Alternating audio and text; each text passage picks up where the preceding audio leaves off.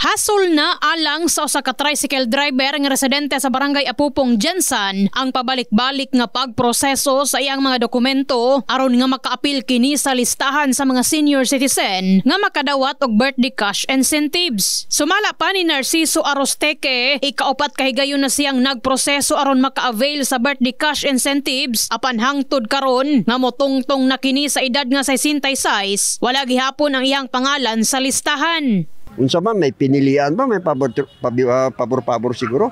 Wala since ma'am. So ang pag-apply nako. Katatlo ako mag-reapply, pang-apat subong. Sige lang, follow up lang ako na sir. Siling niya, sang uli, nagsiling na po nga. Pagbalik ka sa inyong kanang leader, anya pag-abot sa leader, basi kung ginapanguli lang siguro ng mga papila na. Sige man ko gasto sa ID picture.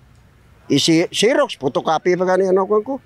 Sumala niini, nagahatag man siya sa tanang requirements apan wala gihapon kini makadawat. Nanginahanglan sab si Narciso sa maong incentives gikan sa gobyerno tungod dako na matod pa kining tabang alang kaniya. Gumikan sa kapigaduhon, naning kamot na lang kining mamasada matag adlaw aron adunay ikapalit og maintenance og pagkaon.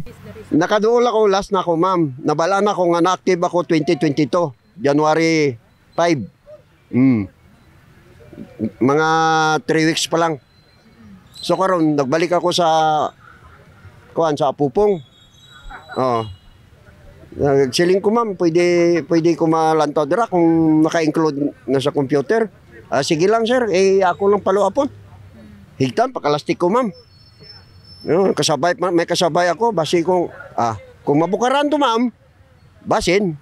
Pero kung hindi mabukaran, waiting list daw, waiting list. Hingabot man ta nga maayudahan ta sang birthday gift na to kay may gina-maintenance man ta. Kami na ko 66 October. Ay kanami sa ila oy, makasilos. Ang panawagan niini sa Oscar Jensan.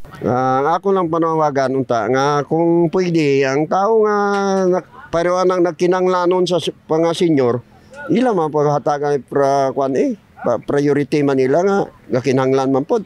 Hindi man nga pareho ang uban kapila na makaabil. Kay kami nga mga senior kinanglanon para nako kinanglanon pod ako. Samtang sa bahin sa Office of the Senior Citizens Affairs kon OSCA, ginasuta na nila ang pangalan sa nisgutang idaran, lakip na ang senior citizen ID number niini ug ang adlaw sa iyahang natawhan aron masayran kung unsa ang rason nga wala pa siya makadawat sa maong incentives. Nakig-alayo na sab ang main office sa OSCA sa focal person sa barangay Apupong aron mahatagan og solusyon ang problema. Kahibaluan, padayon ang OSCA sa paghatag og incentives nga 2,000 pesos sa mga senior citizen nga nag-birthday sa kada bulan. In the heart of changing lives, kini sa Brigada Enemy Mugpon, Brigada News.